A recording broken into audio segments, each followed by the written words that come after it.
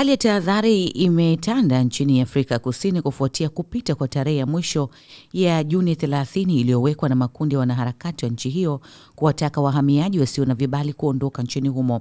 Maelfu ya polisi yameshuhudiwa barabarani kwenye miji mikuu ili kuzuia vitendo vyovyote vya ubaguzi wa wageni, huku balozi wa Tanzania ukitoa wito mzito wa tahadhari kwa raia wake. Mitaa ya miji mikuu kama vile Johannesburg, Pretoria na Durban ilishuhudia ulinzi mkali wa polisi kuliko kawaida.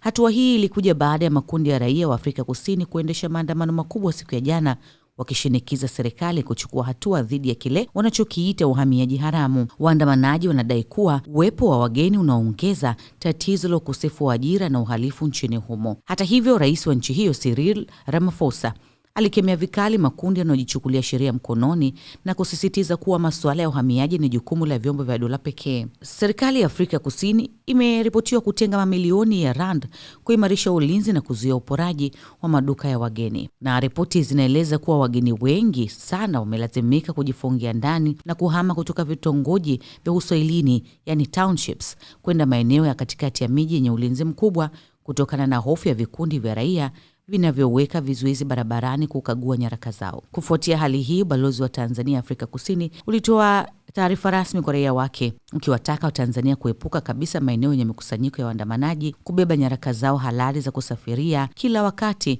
na kuwasiliana na ubalozi mara moja kupitia namba za dharura zilizotolewa iwapo watakutana na changamoto yoyote. Wakati mataifa mengine kama Nigeria na Zimbabwe yakianza mikakati ya kuhifadhi raia wao, macho yote yanasalia kwa vyombo vya usalama vya Afrika Kusini kuona kama vitafanikiwa kudhibiti kabisa wimbi hili la fujo na kulinda maisha ya wageni. Japo usalama umetajwa kurejeshwa hivi sasa, visa vichache vya uporaji vimeripotiwa pamoja na matukio ya kurushiana mawe na mapambano katika maeneo kadhaa, ikiwemo karibu na mji wa Johannesburg ambako vikosi vya usalama vililazimika kuwasindikiza raia wachache wa kigeni kuondoka kwenye eneo lililozingirwa na waandamanaji waliokuwa wamejihami kwa marungu. Shughuli zimeripotiwa kusimama katika miji mbalimbali ya nchi hiyo kufuatia hofu ya kuzuka kwa machafuko.